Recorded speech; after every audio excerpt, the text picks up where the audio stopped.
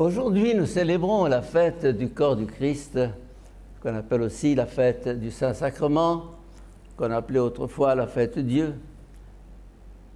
C'est-à-dire que la présence physique du Christ autrefois s'exprime dans le temps de l'Église à travers ce sacrement qui veut perpétuer sa présence. D'une certaine manière, avec l'ascension, sa présence physique disparaît et on avait expliqué que ce Christ historique, Jésus de Nazareth, circonscrit dans le temps et l'espace, devait éclater pour montrer son dominion, sa souveraineté, sa mainmise sur l'univers entier. Il n'est pas simplement venu pour un petit peuple de Palestine à un petit temps donné, il est venu pour l'univers entier, pour l'humanité entière. Et c'est là justement le sens de sa résurrection et de son ascension, qui est une disparition, pour nous dire, voilà, j'échappe au temps et à l'espace, je suis partout, je suis avec vous jusqu'à la fin des temps. Mais ceci nous laisse un peu sur notre faim. Parce qu'on dit maintenant, mais il est partout, il s'est universalisé. Ou comme on disait autrefois dans le catéchisme, Dieu est au ciel, sur la terre et partout. Je ne peux pas parler à quelqu'un qui est partout. Partout. Dieu, il est partout. Alors, comment parler à quelqu'un qui est partout? C'est très abstrait.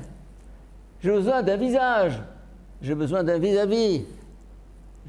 Alors, c'est toute la dialectique entre le tout et le toi. Le tout, c'est la circonférence.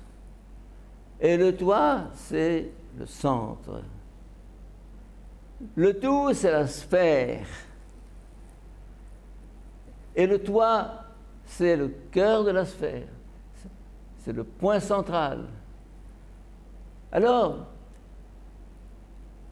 d'une certaine manière, avec la résurrection qui universalise le Christ qui occupe tout, il est dit justement plusieurs fois dans les épîtres de Paul, il a tout occupé.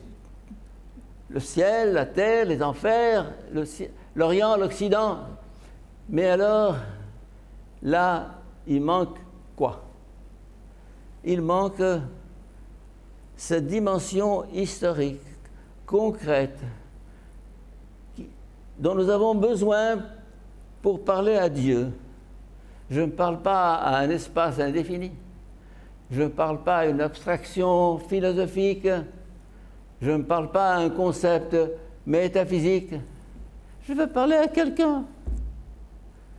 Et à ce quelqu'un qui s'est manifesté dans la chair. Le Verbe qui a tout créé se fait chair. Il a pris un nom, un visage. C'est un peu ce qui s'est passé avec la Samaritaine. La Samaritaine n'a pas parlé à un fantôme, elle a parlé à un homme concret qui s'est assis sur la margelle du puits et qui s'est adossé à elle. Ça, c'est la logique du mystère de l'incarnation.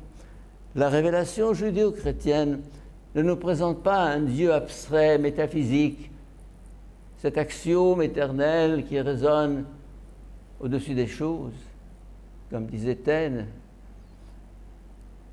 Alors, nous avons là justement deux conceptions de Dieu. Le Dieu asiatique, hindouiste,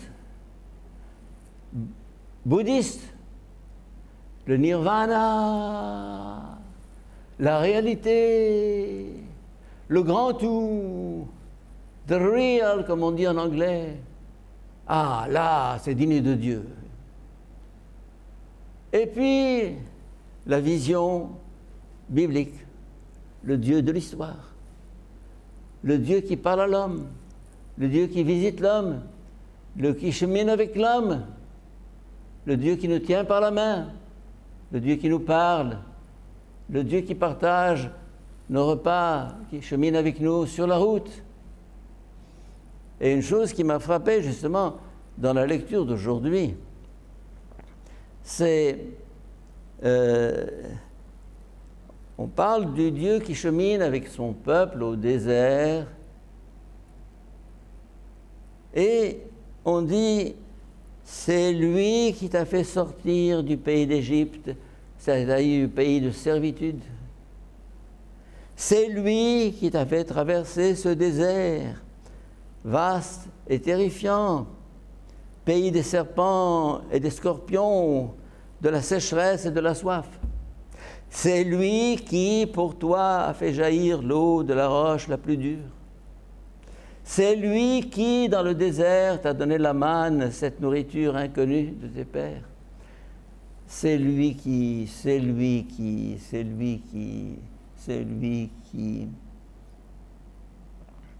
Il n'est pas celui qui gouverne l'univers et dirige l'humanité du haut de son ciel. Et il chemine avec son peuple. Et ceci déjà dans l'Ancien Testament. Avant même cette incarnation qui va réaliser à plein et concrétiser cette présence qui était déjà signifiée par tout ce que nous dit la Bible dans l'Ancien Testament. C'est lui qui. Alors c'est ce Dieu-là, ce Dieu de l'histoire, ce Dieu de l'événement, ce Dieu du quotidien, que l'Église a voulu exprimer, avant l'Église, le Christ lui-même, dans ce qu'on appelle le Saint-Sacrement, c'est-à-dire le sacrement d'une présence qui dure, non seulement qui dure dans le temps, mais qui est localisée dans l'espace. Elle est à Pékin, elle est à Rio de Janeiro, elle est à Paris, elle est à Berlin, elle est au Caire, elle est à Alexandrie. Alors, c'est un Christ en petits morceaux? Non, c'est la même présence. Une présence qui se fait personnelle pour chacun de nous. Quand je viens, par exemple, le soir, après ma journée de travail, dans cette église obscure, avec la petite lampe rouge qui clignote dans l'obscurité, et que je lui fais signe, il me dit, je suis là, pour toi, je t'attendais. Ah, il y a quelque chose de bouleversant dans cette présence réelle qui est d'une certaine manière l'opposé de la présence universelle et en même temps une nécessité. Une présence universelle ne signifie rien. La présence, si elle n'est pas réelle, concrète, ponctuelle, ici, là, elle ne signifie rien.